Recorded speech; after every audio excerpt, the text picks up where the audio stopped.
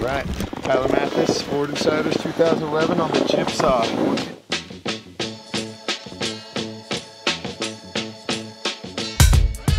Is exactly what the name says it is. It's a jib saw. It'll just hack away anything that you put in front of it as long as it has to do with jibs. Ford Insiders, real riders, real reviews. It's got regular camber between the feet and under the feet, and then about 3 inches or 2 inches past the bindings it starts to reverse camber for the tips.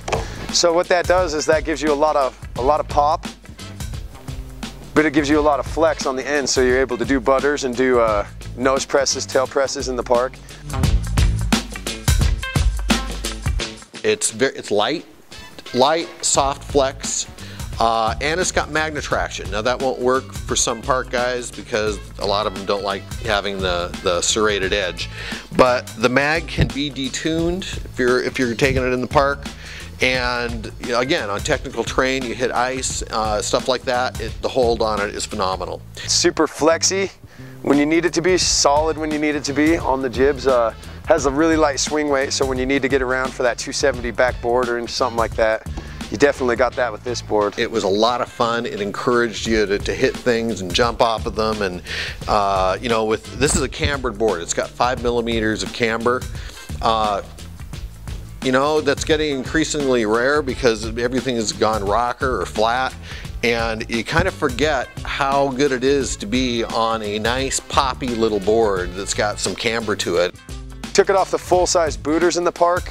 I wasn't as happy with how it rode off the big booters. It got a little shaky towards the top, and it didn't feel like I could really hold a solid square footing.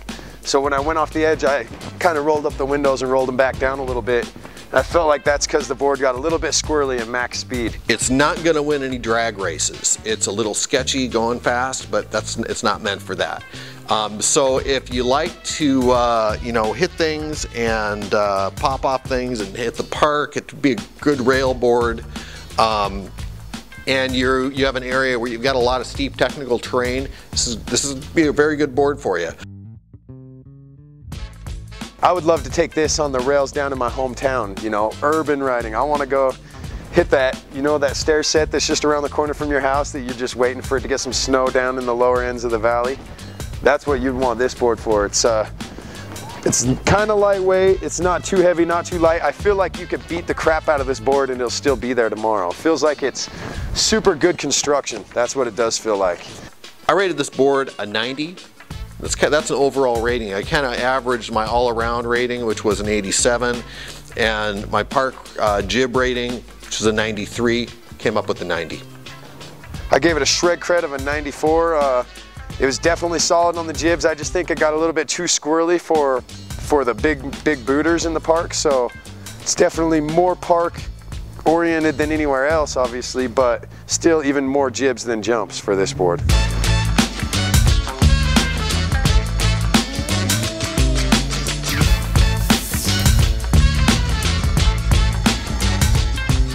For the latest snowboard reviews, check out boardinsiders.com.